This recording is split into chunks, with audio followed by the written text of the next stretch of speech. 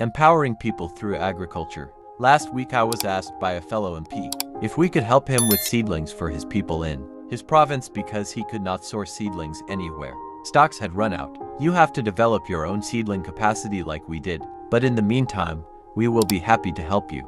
I replied, over the last 6 days we have distributed 390,000 poly bags to farmers.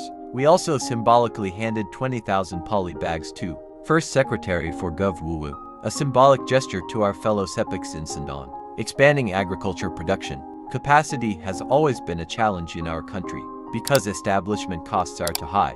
The initial investment cost is beyond most of our people's ability to afford it. This is the fundamental reason why agriculture production has stalled at access to markets and transport access, and it's no wonder. Agriculture for cash becomes very difficult for most of our people.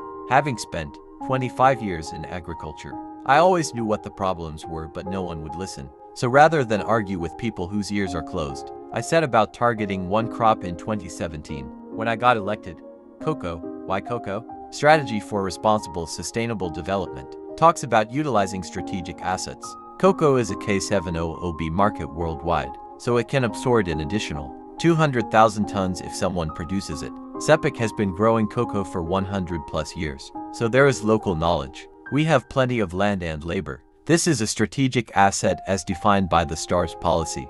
What are the impediments? Insufficient technical understanding of the crop and planting materials are insufficient and too expensive, so the SPG set about solving these two challenges. Prior to 2017, Sepik had a seedling capacity of 200,000 per year and 138,000 farmers needing seedlings. Less than 50 people knew how to produce budded clones and many nurseries were neglected. Cost of one seedling was K5. In the last 3 years we increased our budwood nurseries to more than 500.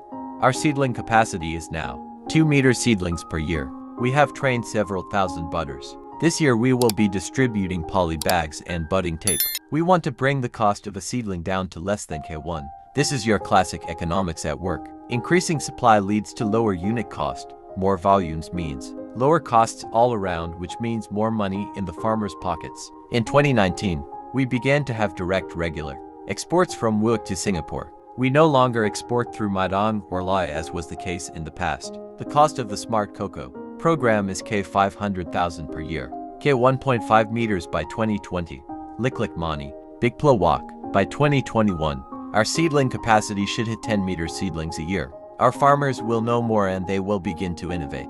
Once we hit 10 meter seedlings per year and our farmers start to see the benefits, this will trickle into our towns and eventually across the country. These 2 meter seedlings should earn our farmers an extra K30 meters a year in 3 years' time. By 2021, our seedling capacity should hit 10 million seedlings a year. Our farmers will know more, and they will begin to innovate. Once we hit 10 million seedlings per year and our farmers start to see the benefits, this will trickle into our towns and eventually across the country. These 2 million seedlings should earn our farmers an extra 0.30 million kina a year in 3 years' time. By 2025, I expect all our 138,000 farmers to make enough money to build their own permanent homes, pay for school fees and medicines. We are building a billion kina industry one brick at a time. Sensim Tingting, Sensim Pasin, Sensim Ples, Maulu tumas,